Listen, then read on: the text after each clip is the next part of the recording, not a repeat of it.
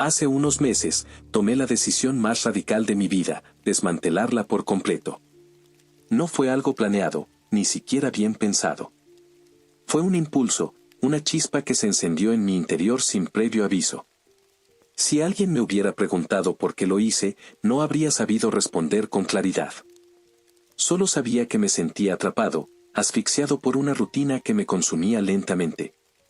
La vida que llevaba en Estocolmo, mi trabajo en una oficina de marketing, las noches estudiando para un ascenso que no deseaba, el peso de las expectativas, me había agotado. Estaba cansado de todo, de mí mismo, de la persona en la que me había convertido. Vivir en Estocolmo no era barato. Mi apartamento en Södermalm, aunque pequeño, se llevaba la mayor parte de mi salario. Era un espacio de apenas 40 metros cuadrados, con paredes blancas y muebles minimalistas que nunca sentí como propios. Las mañanas comenzaban con el mismo ritual, despertador a las 6, un café amargo preparado a toda prisa en una cafetera que siempre parecía estar al borde de romperse, y un tren abarrotado hacia el centro de la ciudad. En la oficina, pasaba horas revisando campañas publicitarias para marcas de ropa que nunca compraría, redactando informes que nadie leía y asistiendo a reuniones donde todos fingían estar interesados. Mis colegas eran amables, pero distantes, sus conversaciones giraban en torno a hipotecas, planes de jubilación y las próximas vacaciones en Mallorca. Yo, a los 30 años, no encajaba en esa narrativa. No quería una hipoteca, ni un ascenso, ni una vida planeada hasta el último detalle. Pero, aún así, seguí adelante, porque eso era lo que se suponía que debía hacer. La monotonía se había infiltrado en cada rincón de mi existencia. Los fines de semana, intentaba llenar el vacío con salidas a bares con amigos que, en realidad, eran más conocidos que amigos. Las conversaciones siempre eran las mismas, quejas sobre el trabajo, planes para el verano, o discusiones sobre series de televisión que veía sin entusiasmo. Incluso mis hobbies, fotografía y escribir pequeños relatos, se habían desvanecido bajo el peso de la rutina. Mi cámara acumulaba polvo en un estante, y el cuaderno donde solía escribir estaba enterrado bajo una pila de facturas. La vida se había convertido en una serie de movimientos automáticos, como si estuviera atrapado en un guión que no había elegido. La chispa que lo cambió todo llegó en un martes por la mañana, frío y gris, como suelen ser los otoños en Suecia. Subí al tren que me llevaba al trabajo, con el auricular en un oído y el ruido monótono de los vagones de fondo. Estaba escuchando un podcast sobre mindfulness, algo que había intentado adoptar para calmar la ansiedad que me carcomía desde hacía meses. Hablaban de Hawkins de vivir el presente, pero las palabras sonaban vacías mientras miraba a los demás pasajeros, todos con la misma expresión de cansancio resignado. Cuando llegó mi parada, algo cambió. No me levanté. No sentí la urgencia habitual de correr hacia la oficina. Me quedé sentado, mirando por la ventana cómo las calles familiares de Estocolmo daban paso a barrios industriales desconocidos, llenos de almacenes y edificios grises cubiertos de grafiti. El tren llegó a su última parada, una estación desolada rodeada de terrenos baldíos. Bajé, sintiendo el aire húmedo en mi rostro, y respiré profundamente. Por primera vez en mucho tiempo, sentí que podía respirar. Miré mi teléfono. Eran las 7:45 de la mañana. Un mensaje de mi jefa, Lena, parpadeó en la pantalla. ¿Dónde estás, Eric? La reunión empieza en 15 minutos. Normalmente, un mensaje así habría desencadenado una oleada de pánico. Pero esa mañana, no sentí nada. Solo una calma extraña, como si me hubiera desconectado del mundo. Estaba harto. Harto de las reuniones interminables, de los correos electrónicos que nunca terminaban, de la presión constante por ser alguien que no quería ser. Durante años me había dicho a mí mismo que algún día dejaría de correr en esa rueda de hámster, que encontraría algo más, algo que valiera la pena. Pero esa certeza se había desvanecido, y en su lugar solo quedaba una sensación de vacío. Salí de la estación y caminé sin rumbo por las calles desiertas. El olor a metal y asfalto mojado llenaba el aire. Encontré un café pequeño, con un letrero descolorido que apenas se leía, Café Ochbrod. Entré, pedí un café negro y me senté junto a la ventana. mientras observaba a los pocos transeúntes que pasaban, un repartidor en bicicleta, una anciana con un paraguas roto, algo dentro de mí cambió. Sonreí, no por el café insípido, sino porque, por un momento, sentí que había recuperado algo mío, algo que había olvidado que existía. Control. Libertad. Pasé el resto del día vagando por la ciudad, sin un plan claro. Entré en una librería de segunda mano y hojeé novelas de aventuras que nunca había tenido tiempo de leer. Compré una edición vieja de El Conde de Montecristo y me imaginé navegando por mares lejanos, libre de ataduras. Compré un sándwich de falafel en un puesto callejero y me senté en un parque, observando a los gansos que nadaban en un estanque cercano. Cada pequeño acto, elegir dónde ir, qué comer, cuánto tiempo quedarme, era una rebelión contra la vida estructurada que había dejado atrás. Por primera vez en años, no me sentía obligado a justificar mi existencia.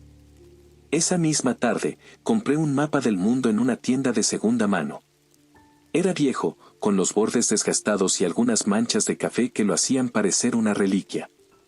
Lo colgué en la pared de mi apartamento en Södermalm. Sin pensarlo demasiado, cerré los ojos y lancé un dardo. El primer intento aterrizó en el mar Báltico, a pocos kilómetros de donde estaba. Reí, lo intenté de nuevo. Esta vez, el dardo se clavó en Japón. Nunca había estado allí, nunca había considerado ir.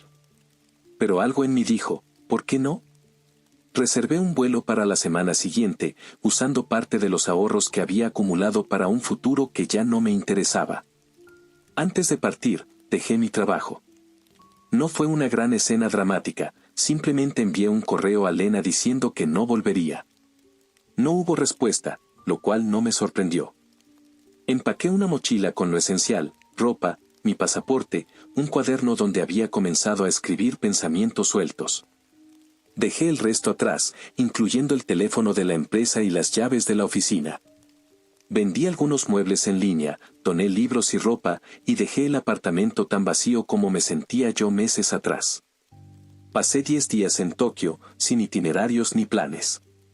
Caminé por callejones iluminados por Nihonsen Shinjuku, probé platos cuyos nombres no podía pronunciar, como takoyaki y okonomiyaki, y conocí a extraños que se convirtieron en amigos por una noche. Bebí sake en bares diminutos, bailé en clubes abarrotados, me perdí en mercados llenos de vida. En Shibuya, me detuve en medio del cruce más concurrido del mundo, rodeado de miles de personas, y sentí una conexión extraña con el caos. Por primera vez en años, sentí que el mundo era más grande de lo que me habían hecho creer. En Tokio, conocí a un fotógrafo japonés, Hiroshi, que me llevó a un templo escondido en las afueras de la ciudad. Mientras el sol se ponía detrás de una pagoda antigua, me enseñó a mirar el mundo con nuevos ojos, a capturar momentos en lugar de cosas. Me prestó una cámara vieja y pasamos horas fotografiando detalles, el musgo en una piedra, la curva de un tejado, la sombra de una hoja en el suelo. Esa experiencia me hizo desempolvar mi propia pasión por la fotografía y comencé a llevar una cámara compacta en cada viaje, capturando fragmentos del mundo que me rodeaba. Volví a Estocolmo solo para recoger algunas cosas y lanzar otro dardo. Fui a Seúl. Luego Reykjavik. Cada viaje era una inyección de vida, una chispa que me hacía sentir que estaba despertando de un largo sueño. En Seúl, me perdí en un mercado nocturno, donde una anciana me enseñó a preparar kimchi mientras reía de mi torpeza. Pasamos horas hablando sin entendernos del todo, pero su calidez me hizo sentir en casa. En Reykjavik, me bañé en aguas termales bajo un cielo lleno de auroras boreales, sintiendo que el universo entero me hablaba. Cada destino me transformaba, me hacía sentir más ligero, más vivo. En Lisboa, me uní a un grupo de músicos callejeros que tocaban fado en una plaza adoquinada. Aunque no hablaba portugués, me dejaron tocar un tambor improvisado, y la música, llena de melancolía y pasión, me envolvió como un abrazo. En Marrakech, me perdí en un zoco donde los aromas a especias y cuero llenaban el aire, y negocié con un vendedor por un amuleto que aún llevo colgado al cuello. Cada experiencia era un recordatorio de que la vida no tenía que ser una línea recta, que podía ser un mosaico de momentos impredecibles. Sin embargo, la libertad tenía un precio, y no solo económico. En cada nuevo destino, sentía que dejaba una parte de mí atrás, pero también que algo nuevo comenzaba a formarse. No era solo la emoción de viajar, era el desprendimiento constante, la sensación de que no pertenecía a ningún lugar ni a nadie. En Estambul, me senté en una mezquita silenciosa, escuchando el eco de la llamada a la oración, y me pregunté si esta vida nómada era realmente libertad o simplemente otra forma de huir. En Hanoi, mientras navegaba en un bote por la bahía de Alon, con las montañas kársticas emergiendo del agua como fantasmas, me di cuenta de que no extrañaba mi vida anterior, pero tampoco sabía hacia dónde iba. La incertidumbre era embriagadora, pero también aterradora. En Delhi, me enfrenté al caos de sus calles, donde el ruido de las bocinas, los gritos de los vendedores y el aroma a especias se mezclaban en una sinfonía abrumadora. Me alojé en un hostal abarrotado, compartiendo habitación con viajeros de todas partes del mundo. Allí conocí a Priya, una estudiante de antropología que viajaba para documentar rituales locales. Me llevó a un festival en las afueras de la ciudad, donde vi a hombres y mujeres danzando alrededor de una hoguera, con sus rostros pintados con colores vibrantes. Me habló de la filosofía hindú del desapego, de cómo liberarse de las posesiones materiales podía acercarte a la verdad. Sus palabras resonaron con mi viaje, pero también me hicieron preguntarme si alguna vez encontraría un lugar donde sentirme completo. Mis ahorros comenzaron a menguar más rápido de lo que esperaba. En un pequeño pueblo en las afueras de Chiang Mai, trabajé como voluntario en una granja orgánica, aprendiendo a cultivar arroz bajo un sol abrasador. A cambio de mi trabajo, me dieron comida y un lugar donde dormir, una cabaña de bambú con un colchón delgado y una mosquitera rota. Por las noches, escuchaba el canto de los grillos y escribía en mi cuaderno, intentando dar sentido a esta nueva vida. Una noche, bajo la luz de una lámpara de queroseno, escribí: ¿es esto la libertad? ¿O solo estoy perdido en un sueño del que no quiero despertar? En una playa en Bali, conocí a una artista australiana llamada Claire, que pintaba murales en las paredes de un hostal. Me habló de su vida, de cómo había abandonado una carrera en diseño gráfico para viajar por el mundo con una mochila llena de pinceles y lienzos. La libertad no es solo ir a donde quieras, me dijo mientras pintaba un dragón en una pared. Es decidir quién quieres ser sin que nadie te lo imponga. Sus palabras resonaron en mí, pero también me dejaron con más preguntas que respuestas. ¿Quién quería ser yo? ¿Era este Eric, el que viajaba sin rumbo, el verdadero yo? ¿O era solo una sombra de lo que podría haber sido? Una noche en un bar en Ubud, mientras compartíamos una botella de arak, Claire me desafió a escribir mi historia, no solo los pensamientos sueltos que garabateaba en mi cuaderno, sino la verdad de lo que sentía. Escribe como si nadie más fuera a leerlo, me dijo. Escribe para ti. Esa noche, bajo la luz de una vela, llené páginas con recuerdos, miedos y sueños. Escribí sobre el tren en Estocolmo, sobre el mapa y el dardo, sobre las personas que había conocido y las cosas que había aprendido. Pero también escribí sobre la soledad que a veces me acechaba, el miedo a no encontrar un lugar donde encajar, la sensación de que, al desmantelar mi vida, había perdido algo que aún no podía nombrar. La libertad tenía un precio más tangible también. Un día, al regresar de Oslo, descubrí que me habían desalojado de mi apartamento. Había ignorado las notificaciones del casero, demasiado ocupado viviendo. No me sorprendió, y, curiosamente, no me importó. Mis pertenencias estaban en una caja en la calle, empapadas por la lluvia. Las revisé rápidamente, tomé lo esencial, mi pasaporte, algo de ropa, mi cámara, y reservé otro vuelo. Esta vez, a Bangkok. Con mis ahorros, calculé que podía mantener este estilo de vida durante unos 6 meses más. Una noche en un casino de Macao, donde gané una suma inesperada en una mesa de póker, estiró ese plazo un par de meses adicionales. Mi familia, a la que había dicho que estaba de vacaciones prolongadas, comenzó a sospechar cuando dejé de contestar sus llamadas. Finalmente, hablé con mi hermana, Astrid, después de semanas de evitarla. Le conté todo, los viajes, el abandono del trabajo, la libertad que había encontrado. Su tono cambió de preocupación a furia en segundos. ¿Qué estás haciendo, Eric? Vas a arruinar tu vida. Vuelve ahora y tal vez podamos arreglar esto. Papá puede hablar con tu jefe, conseguirte algo. Colgué. No quería escuchar más sermones sobre responsabilidad o el futuro. Seguí viajando. Probé trabajos temporales en algunos lugares, camarero en un bar de Bangkok, guía turístico en un fiordo noruego, repartidor en bicicleta en Copenhague. En cada lugar, aprendí algo nuevo. En Noruega, un pescador me enseñó a reparar redes, y la simplicidad de ese trabajo me dio una paz que nunca había encontrado en una oficina. En Copenhague, pedaleé bajo la lluvia, entregando paquetes mientras el viento frío me golpeaba la cara, y me sentí más vivo que nunca. Pero eventualmente, dejé de preocuparme por el dinero o el mañana. Por primera vez, me sentía libre, completamente desatado. Visité 18 países en pocos meses, conocí a más personas y viví más experiencias que en los 30 años anteriores de mi vida. Cada nuevo destino era una página en blanco, una oportunidad para ser alguien nuevo. No quería parar. No iba a parar. Mi 19º destino fue Escocia. Llegué a Edimburgo en una tarde fría y ventosa. La ciudad era un mosaico de piedra antigua y vida moderna, con castillos que se alzaban contra un cielo gris y pubs llenos de risas y cerveza. Me hospedé en un albergue barato cerca de Grassmarket, donde compartí habitación con un grupo de mochileros australianos que me invitaron a unirme a ellos en un tour por los cementerios de la ciudad. Rechacé la oferta, prefiriendo explorar por mi cuenta. Caminé por las calles empedradas, deteniéndome en librerías y cafés, absorbiendo la atmósfera de una ciudad que parecía sacada de un cuento.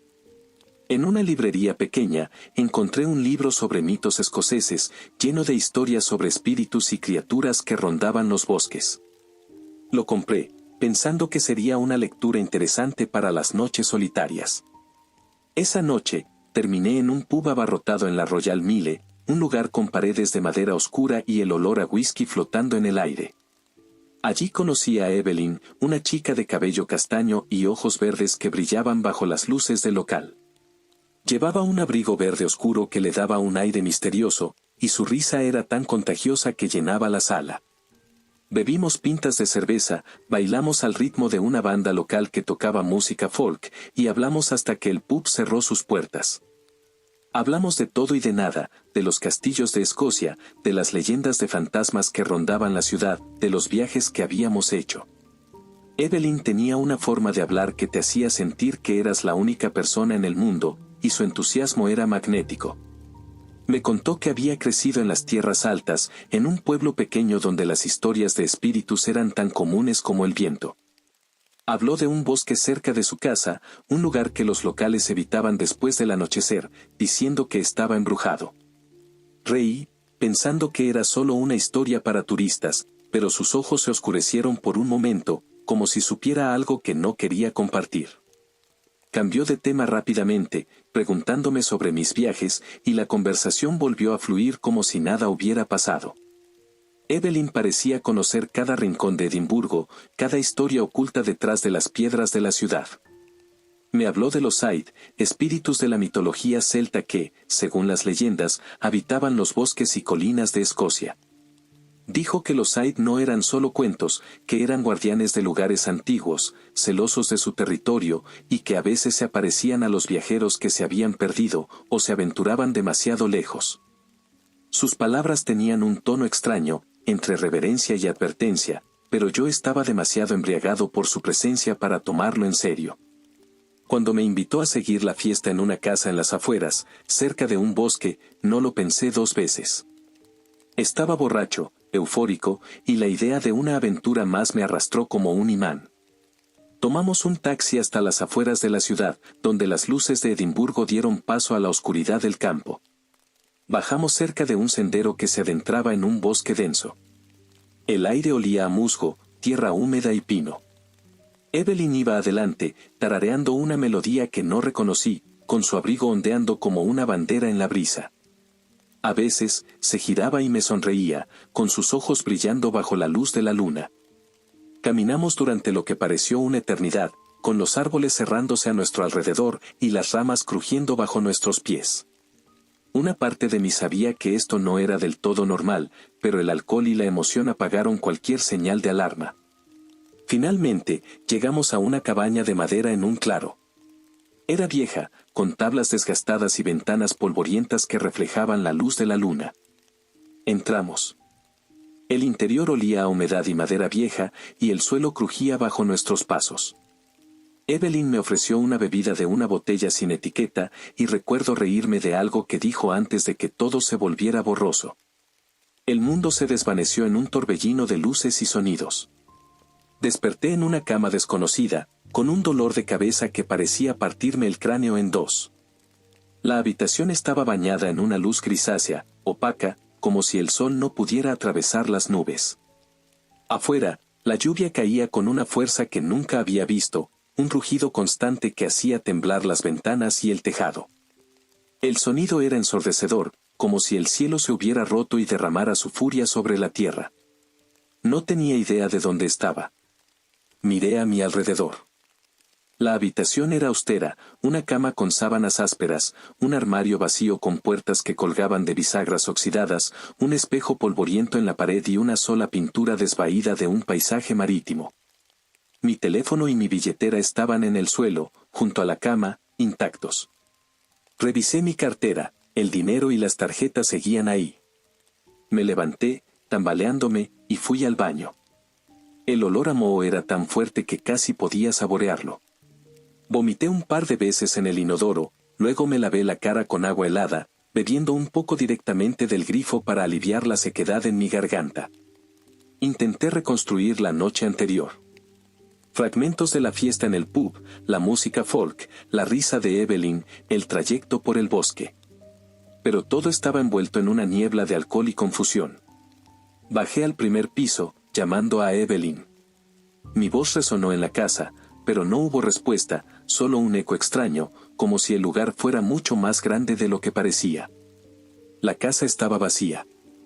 El salón tenía un sofá raído, una mesa de café cubierta de polvo y una chimenea apagada.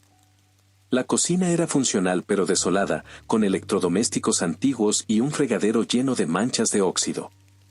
Había una puerta cerrada con llave al final de un pasillo corto, probablemente un sótano, pero no le di importancia.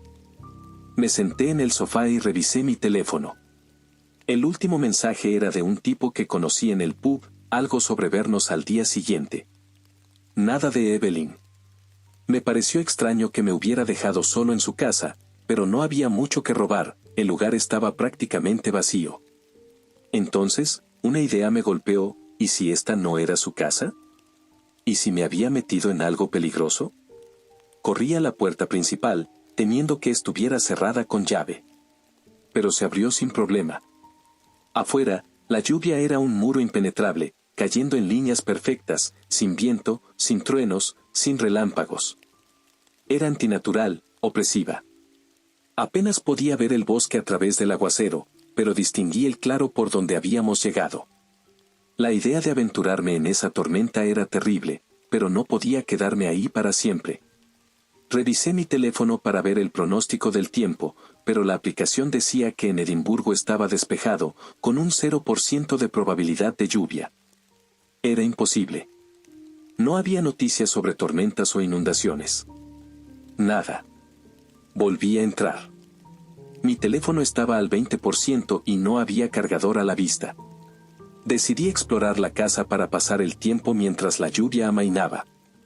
Era vieja, probablemente construida en los años 80, con paredes de madera agrietada y un olor a humedad que impregnaba todo. El primer piso tenía el salón, la cocina, un pequeño lavadero y la puerta cerrada del supuesto sótano. Arriba, había 2 dormitorios y un baño. Los armarios estaban vacíos, salvo por una caja de herramientas oxidadas y una sábana mohosa. Nada útil. La lluvia no paraba. Al contrario, parecía intensificarse, como si el cielo estuviera decidido a ahogar el mundo. Revisé cada armario, cada cajón, buscando un impermeable, un paraguas, algo que me ayudara a salir de ahí. No encontré nada. Finalmente, en la cocina, di con una caja de bolsas de basura. Usé un cuchillo de cocina para cortar una y convertirla en una chaqueta improvisada, con Guatemala para la cabeza y los brazos. Envolví mi teléfono en otra bolsa para protegerlo del agua. No quería arriesgarme a quedarme sin batería en medio del bosque. Decidí salir.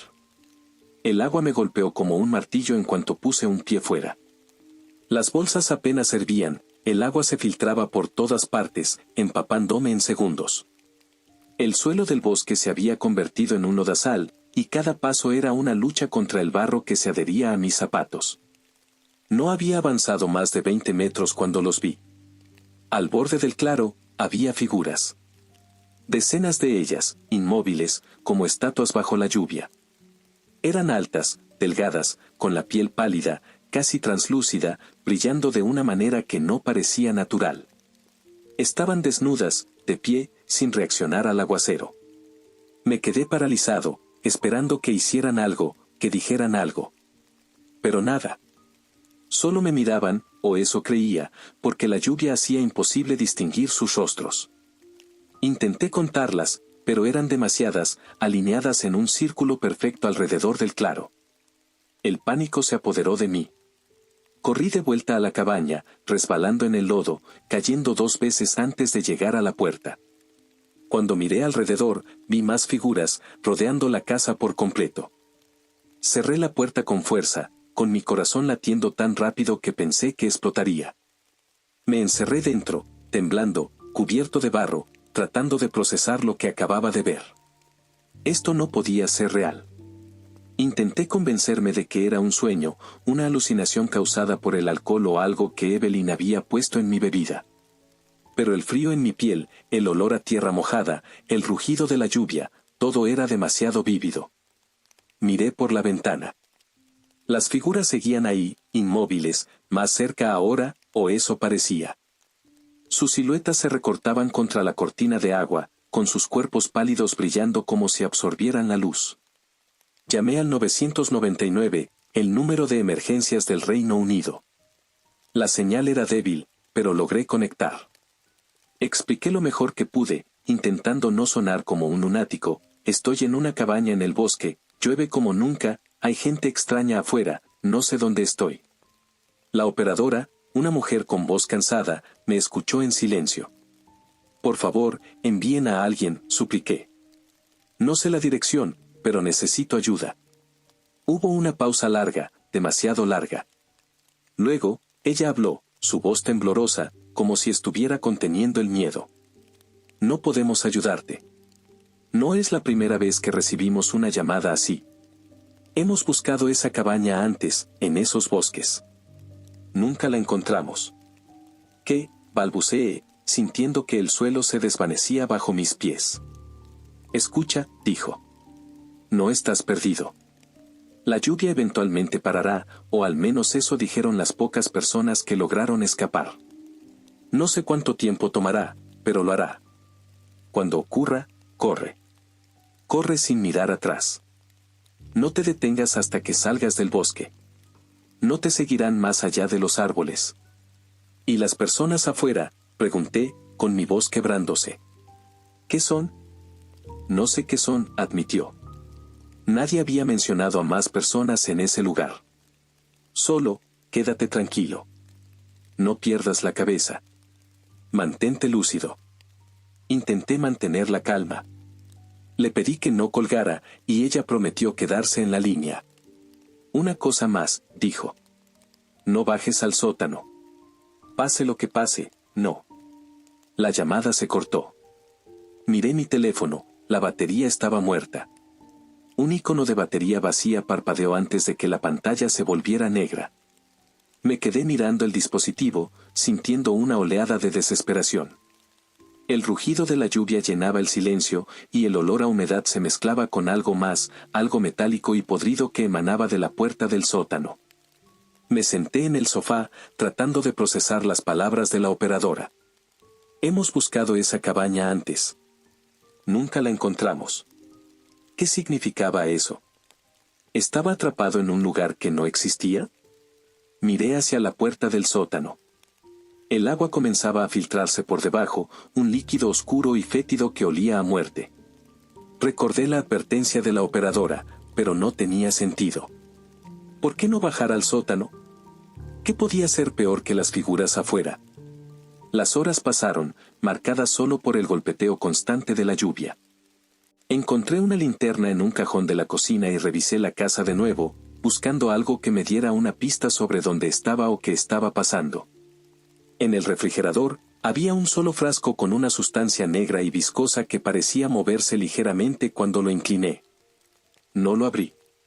En un armario, encontré una caja de raciones militares británicas, caducadas desde 1973. Abrí una, separando las galletas rancias y los caramelos endurecidos. No era una comida ideal, pero estaba hambriento, así que comí lo que pude, acompañado de un café instantáneo que sabía a cartón. Cada pocos minutos, miraba por la ventana. Las figuras seguían ahí, más cerca cada vez, aunque se movían tan lentamente que era difícil estar seguro. Sus cuerpos pálidos parecían absorber la poca luz que atravesaba la lluvia, como si estuvieran hechos de algo que no pertenecía a este mundo. Intenté no pensar en ellas, enfocándome en el sonido de la lluvia, esperando que amainara como había dicho la operadora. Por la noche, la casa se volvió más hostil. El olor a podrido se intensificó, mezclado con un dejo de azufre y metal. Escuché rasguños detrás de la puerta del sótano, como uñas arañando madera. Luego, un golpe suave en la ventana del salón. Apagué la linterna y me quedé en la oscuridad, pero sentía que me observaban. Algo presionaba contra el cristal, haciendo crujir la estructura de la casa. El agua comenzó a filtrarse por las juntas de las ventanas y la puerta principal, formando charcos oscuros en el suelo. Subí al segundo piso, buscando un lugar donde sentirme menos expuesto. Y frente a las escaleras, tropecé con algo. O mejor dicho, alguien. Su piel era fría, húmeda, como la de un cadáver. Empezó a hacer un sonido extraño, un sonido bajo que se convirtió en un grito agudo, desgarrador. Corrí, subiendo los escalones de 2 en 2, y me encerré en el baño del dormitorio principal. Los golpes en la puerta comenzaron casi de inmediato, cada uno más fuerte, hasta que la madera empezó a astillarse. «Abre la puerta, Eric», dijo una voz que sonaba exactamente como la de mi padre. «Has arruinado todo, podrías haber tenido una buena vida, vuelve ahora». No era él. No podía ser él. Pero el miedo dio paso a la rabia. ¿Por qué yo? ¿Qué querían de mí? Me acerqué a la puerta, apoyé la frente contra la madera y grité con toda la fuerza de mi alma: «Déjenme en paz, hagan lo que quieran, pero basta, ¿qué quieren de mí? ¿Qué carajo es esto?». Hubo silencio. Los golpes cesaron. Pero podía escuchar su respiración, lenta y ruidosa, al otro lado de la puerta. Seguí gritando, descargando toda mi frustración, mi miedo, mi ira. «Si van a hacer algo, háganlo de una vez, no tengo miedo, no me importa, terminen con esto». No sé cuánto tiempo estuve gritando. Mi voz se volvió ronca, mi garganta ardía. En algún momento, el agotamiento me venció, y me quedé dormido en el suelo del baño, con el cuchillo de cocina aún en la mano. Cuando desperté, la habitación estaba bañada en luz. El sol entraba por la ventana, y el silencio era absoluto. La lluvia había parado. Miré por la ventana, el cielo estaba despejado, de un azul brillante, como si la tormenta nunca hubiera existido. El bosque parecía tranquilo, casi acogedor bajo la luz del día. Abrí la puerta del baño con cautela, esperando encontrar algo horrible al otro lado. Pero no había nada. El dormitorio estaba vacío, la puerta intacta, como si los golpes nunca hubieran ocurrido. Bajé al salón. La puerta del sótano estaba abierta, y el agua oscura había inundado el pasillo, dejando un olor nauseabundo. Evité pisarla mientras me dirigía a la puerta principal. Salí de la cabaña y corrí. Corrí sin parar, aunque mis piernas temblaban y mis pulmones ardían. Los árboles parecían extenderse infinitamente, pero no me detuve, recordando las palabras de la operadora: «No te detengas hasta que salgas del bosque». No escuché nada persiguiéndome, pero no me atreví a mirar atrás. Finalmente, después de unas horas corriendo, llegué a una carretera. Mis piernas cedieron y colapsé sobre el asfalto, jadeando, con el corazón latiendo desbocado. Miré hacia el bosque. Y allí, donde comenzaba la línea de árboles, estaba Evelyn, con su abrigo verde. Su rostro, que antes me había parecido encantador, ahora estaba contorsionado por una furia visceral, con sus ojos verdes brillando con un odio que me heló la sangre. Me miró fijamente, sin moverse, mientras yo luchaba por recuperar el aliento. Un camión se detuvo en la carretera. El conductor, un hombre mayor con una barba gris, me miró con recelo. ¿Estás bien, chico?, preguntó. Le expliqué lo mejor que pude, omitiendo los detalles más extraños. Me dejó subir después de revisar que no llevaba nada peligroso. Mientras nos alejábamos hacia Edimburgo, miré por la ventana una última vez. Evelyn ya no estaba. Pero sí noté lo que parecía ser miles de sombras moviéndose por el bosque.